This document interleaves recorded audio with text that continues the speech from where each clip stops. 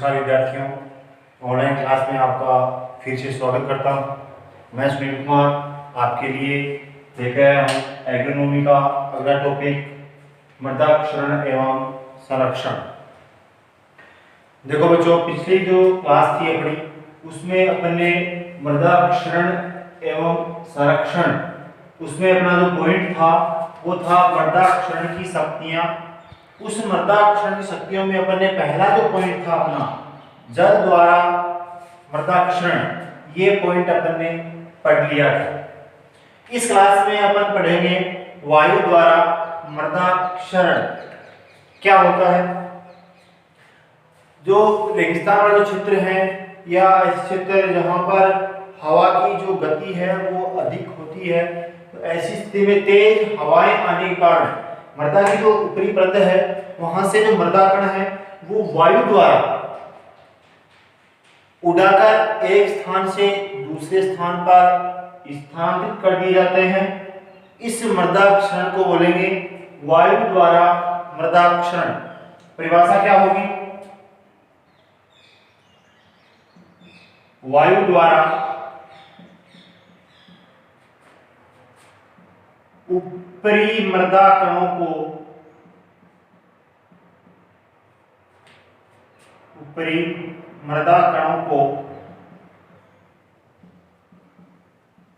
उड़ाकर एक स्थान से दूसरे स्थान पर स्थानांतरित कर दिया जाता है।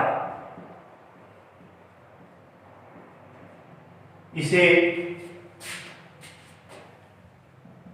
वायु द्वारा मृदा क्षरण कहते हैं। परिभाषा क्या हुई? वायु द्वारा ऊपरी मृदा कणों को उड़ाकर एक स्थान से दूसरे स्थान पर स्थानांतरित कर दिया जाता है। इसे वायु द्वारा मृदा क्षरण कहते हैं। अब ये जो वायु द्वारा जो मृदा क्षरण हो रहा है वो कौन कौन सी विधियों से हो रहा है, इसके बारे में अपन चर्चा करेंगे। ये जो मृदा का जो परिवहन हो रहा है, ये मृदा परिवहन किन किन शक्तियों के द्वारा हो रहा है। कहने का मतलब वायु द्वारा जो मृदा कण एक स्थान से दूसरे स्थान पर जा रहे हैं वो कौन कौन से तरीकों द्वारा हो रहा है, किन किन कारणों से हो रहा है। तो इसका अगला जो पॉइंट है वो है वायु द्वारा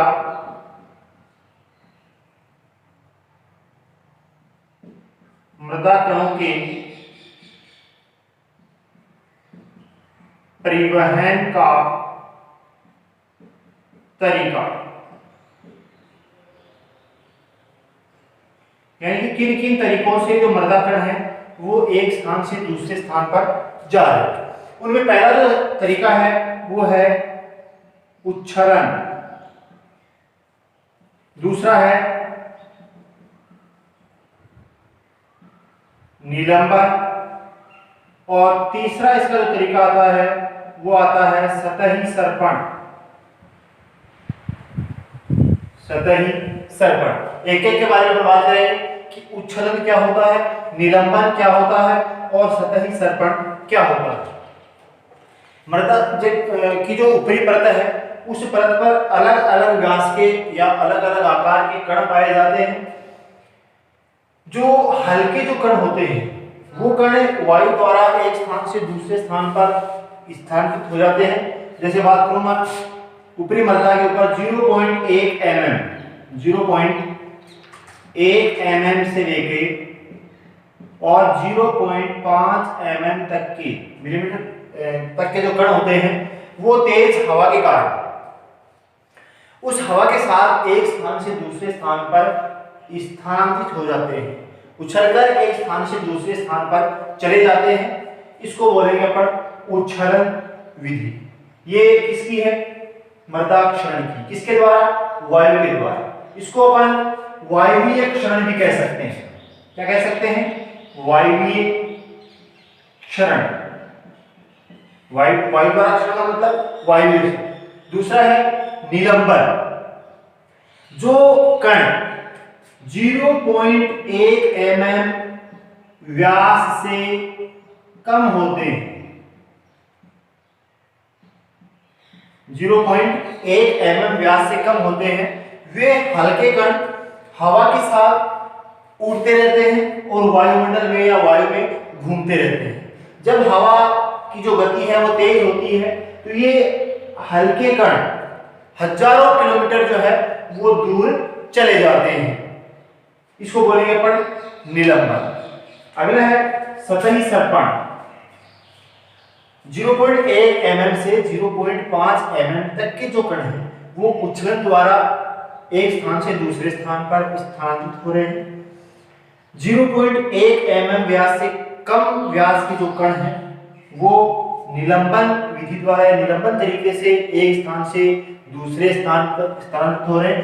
लेकिन जो कण 0.5 mm से बड़े होते हैं, यानी कि जिनका व्यास, जिन मृदा कणों का व्यास 0.5 mm से अधिक होता है, वे कण हवा द्वारा उड़ाए नहीं जा सकते, वो वायु में घूम नहीं सकते। वे कण क्या होते हैं जिनका व्यास 0.5 mm से अधिक होता है, वे कण तेज हवा के कारण अपने स्थान से लुढ़ककर या रेंगकर एक स्थान से दूसरे स्थान पर स्थानांतरित हो जाते हैं। उस प्रक्रिया को बोलेंगे अपन सतही सरपण। ये तरीका जो है वो है वायुवीय क्षरण का।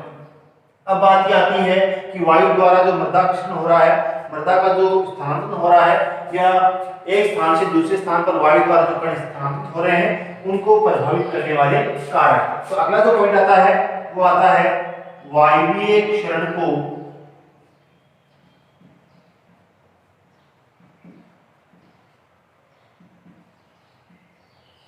प्रभावित करने वाले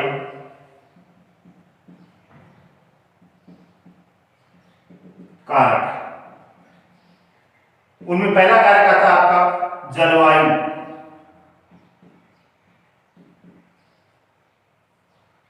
कौन सा कारक आता है?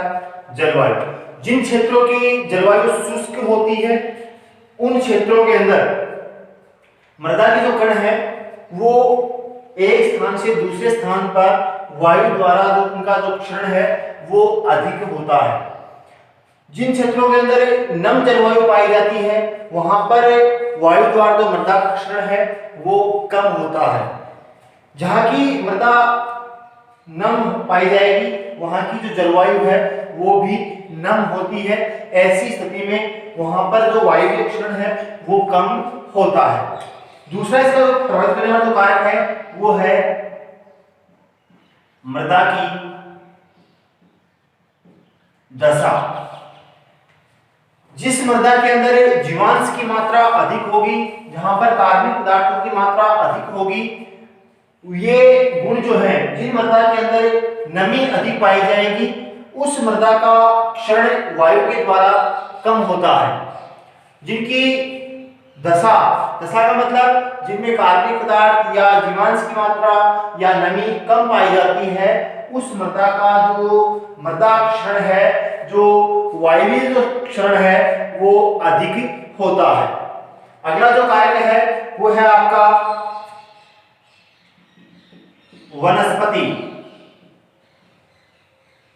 वनस्पति जो आच्छादित क्षेत्र है जहां पर वनस्पतियां अधिक पाई जाती हैं वहां पर जो हवा है वो सीधी मृदा कणों को अपने संपर्क में नहीं ले पाती है। ऐसी स्थिति में वहां पर जो वायुवीय क्षरण है वो कम होता है। लेकिन जिन क्षेत्रों में किसी भी कारण से अति चराई के कारण या अन्य किसी कारण जो वनस्पतियां जो है वो कम हो जाती हैं या नष्ट हो जाती हैं, या मैं यूं कहूं कि वनस्पति विहीन क्षेत्रों के अंदर वायु के द्वारा जो मृदा क्षरण है वो सर्वाधिक पाया जाता है। ये सर्वाधिक जो वायु क्षरण है वो वनस्पति विहीन क्षेत्रों में होता है। अगला है आपका स्थलाकृति। स्थलाकृति जिस क्षेत्र की स्थलाकृति या स्थल की जो आकृति है वो यदि समतल है तो वहां पर वायवीय क्षण जो है वो कम होता है, लेकिन ढलान वाली जो भूमि है, ढलान वाले जो क्षेत्र है, उनके अंदर वायवीय जो क्षण है वो सर्वाधिक पाया जाता है। क्यों पाया जाता है?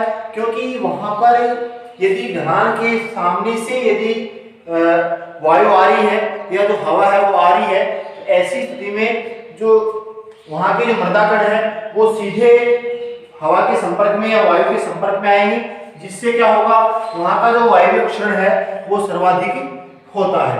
तो ये था वायवीय क्षण को प्रभावित करने वाले कारक। अगला है वायवीय जो क्षण है, अगला आपका जो पॉइंट आता है वो आता है कि जो वायवीय क्षण है उनको किन किन सिद्धांतों के द्वारा अपन कम कर सकते हैं, है ना। तो अगला आपका जो पॉइंट है इसका वायवीय क्षण का ये है वायवीय क्षण को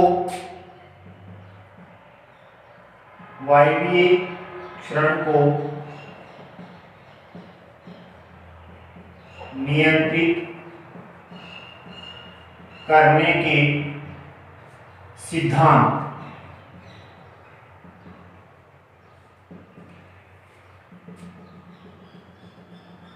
कि किन किन सिद्धांतों को अपनाकर अपन जो है वो वायवीय क्षण को कम कर सकते हैं। तो इसमें पहला आता है कि भाई जो ये जो क्षण है वो किसके कारण हो रहा है? वायु के कारण हो रहा है। तो जो वायु की जो गति है उसको कम करके, तो वायु की गति को कम करके करना, ये एक सिद्धांत है कि जहां पर जलोस्थल पाया जा रहा है, जहां पर वनस्पतियां नहीं पाई जा रही, जहां पर शुष्क जलवायु है या जहां पर नमी नहीं है या जहां की स्थिति जो आकृति है वो ढलान युक्त है, तो वहां पर वायु की जो गति है वो कम करके अपन वहां का जो वायवीय क्षण है या जो मृदा क्षण जो हो रहा है उसको अपन कम कर सकते हैं। इसके अलावा जो मृदा कण है उनका समूह बढ़ाएं, है ना। तो अगला जो सिद्धांत है वो क्या है? मृदा कणों का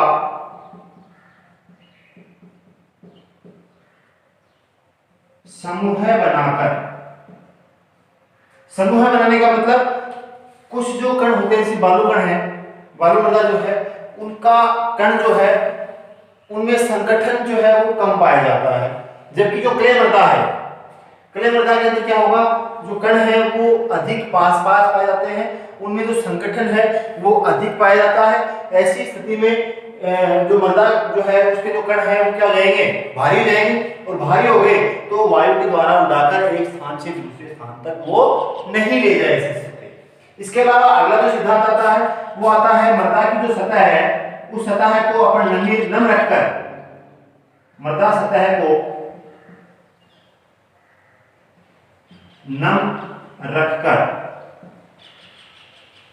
नम रखेंगे अपन तो क्या होगा, मृदा जो है उसकी ऊपरी परत है यदि नमी रहेगी उसमें आर्द्रता होगी, तो वे मृदा के जो कण हैं जो ऊपरी परत पर पाए जा रहे हैं वो क्या हो जाएंगे? भारी हो जाएंगे। और जब मृदा के जो कण भारी हो गए तो वायु के द्वारा आसानी से एक स्थान से दूसरे स्थान पर उड़ाकर नहीं ले जाए जा सकते। तो ये थे सिद्धांत किसके? वायवीय क्षण को नियंत्रित करने के सिद्धांत। अगला आपका इसका जो पॉइंट आता है वो आता है कि जो वायवीय क्षण है उसको किस प्रकार से रोका जाए, यानी कि किस प्रकार से इस मृदा का संरक्षण किया जाए। तो इसका अगला जो पॉइंट आता है आपका वो आता है वायवीय क्षरण को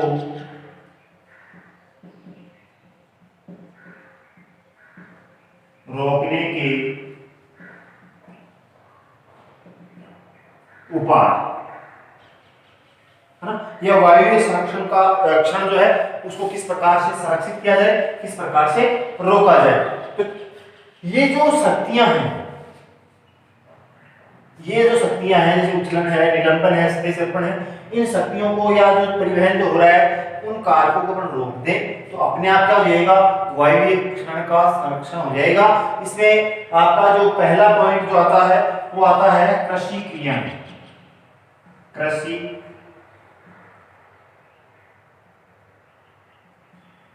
क्रियाएं,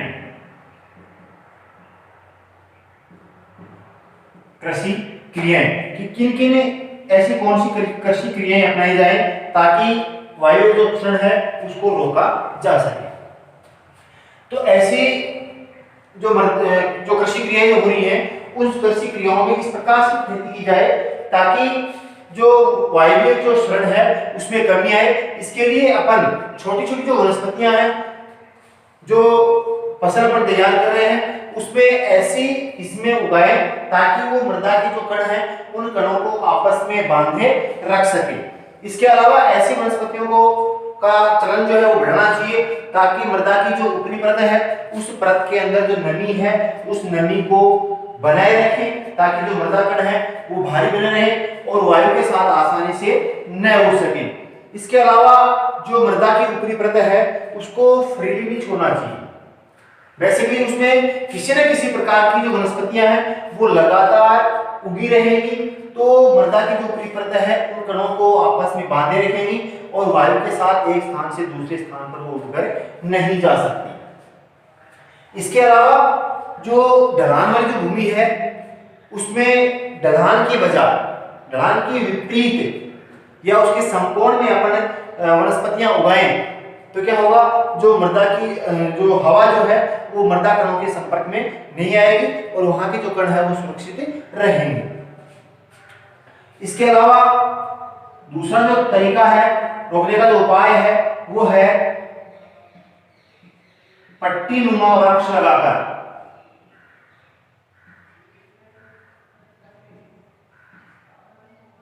पट्टी नुमा वृक्ष लगाकर किस प्रकार से,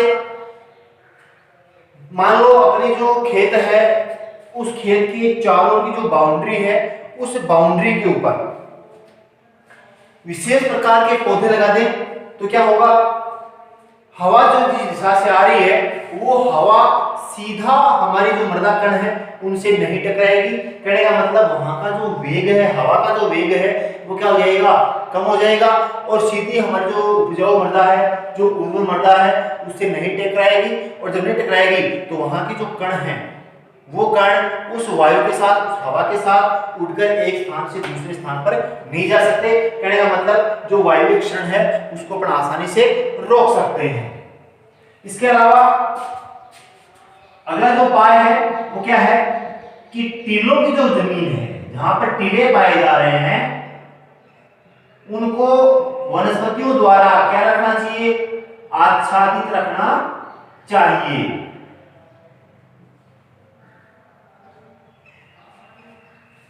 टीलों की जमीन है जहां पर जो कण है वो सीधे वायु के संपर्क में रहते हैं उन टीलों के ऊपर वृक्ष या झाड़ियां लगा दें तो ये वृक्ष और झाड़ियां जो हैं वो किसका काम करेंगी, आच्छादन का काम करेंगी और आच्छादन का काम करेंगी तो हवा जो है तेज वेग से या तेज बहती हुई जो हवा है वो सीधे उन टीलों के संपर्क में नहीं आएगी तो वहां के जो कण हैं वो क्या होंगे, सुरक्षित होंगे, संरक्षित होंगे और उस हवा के साथ, उस तेज आंधी के साथ, उस वायु के साथ एक स्थान से दूसरे स्थान पर नहीं जाएंगे। कहने का मतलब वहां का जो वायु क्षण है वो संरक्षित रहेगा, वहां के जो कण हैं वो सुरक्षित रहेंगे।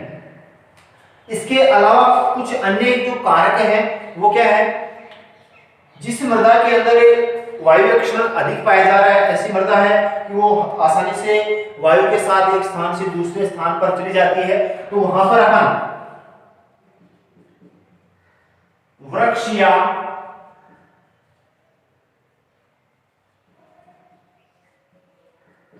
झाड़ियां लगाकर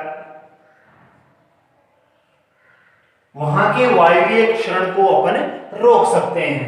जैसे रोहिड़ा है, खेजड़ी है, बबूल है या अन्य जो झाड़ियां हैं उन झाड़ियों को अपन लगा दें तो वहां की जो मृदा है वो मृदा के जो कण हैं उन कणों को ये जो वृक्ष वगैरह हैं यानी जो झाड़ियां हैं ये झाड़ियां अपनी जड़ों के अंदर वहां की जो मृदा है उसको बांधे रखती हैं जिससे जो वायु है वो वायु सीधी उन कणों के संपर्क में नहीं आएगी और आच्छादन जो है उसके द्वारा मृदा के जो कण हैं वो वायु द्वारा एक स्थान से दूसरे स्थान पर स्थानांतरित नहीं होंगे।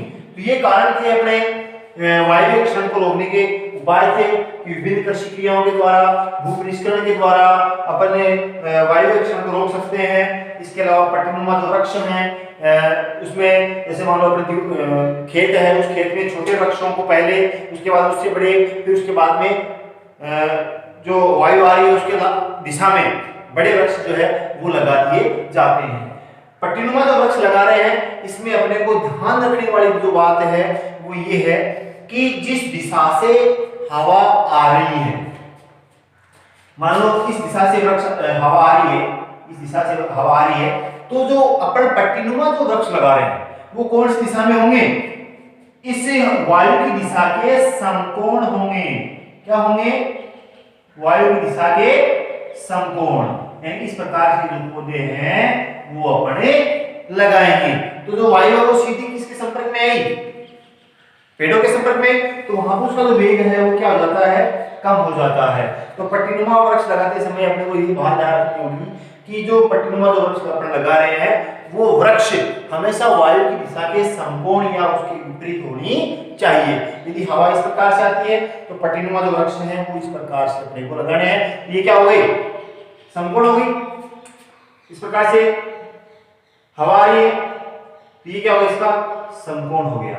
तो पेड़ कहां लगाएंगे? यहां पर अपन लगा सकते हैं।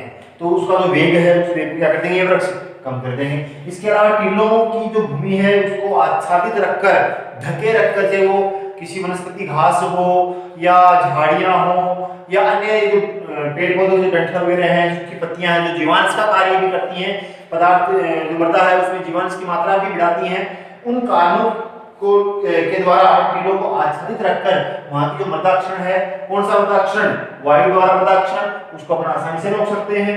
इसके अलावा वृक्ष या झाड़ियां जैसे बबूल है, खेजड़ी है, नीम है, रोहिड़ा है, शीशम है, इन पेड़ों को लगाकर अपन आसानी से वहां का जो मृदाक्षरण है उसको रोक सकते हैं। तो ये था आपका वायु द्वारा मृदाक्षरण। ये अपना लेक्चर नंबर है 5। तो अपन बात कर रहे थे मृदाक्षरण एवं संरक्षण की। इसमें मृदा सत्या थी। पिछली क्लास में अपन ने जल द्वारा मृदाक्षरण पढ़ लिया था। इस क्लास में अपन ने पढ़ लिया वायु द्वारा मृदाक्षरण। आई होप आपके समझ में आया होगा। इस काल जो चैप्टर था अपन ने एग्रोनॉमी के बारे में कुछ पढ़ लिया था। आज अपन ने सॉइल के बारे में लगभग पढ़ लिया है। कल की जो क्लास होगी, नेक्स्ट जो क्लास होगी, उस क्लास के अंदर अपन पढ़ेंगे सीड के बारे में। आई होप आपके समझ में आया होगा। फिर भी यदि आपके कुछ समझ में नहीं आए तो हमारे स्कूल के जो कार्यालय जो संपर्क सूत्र है, जो मोबाइल नंबर है, वहां से अपन आप जो है वो संपर्क कर सकते हैं। धन्यवाद।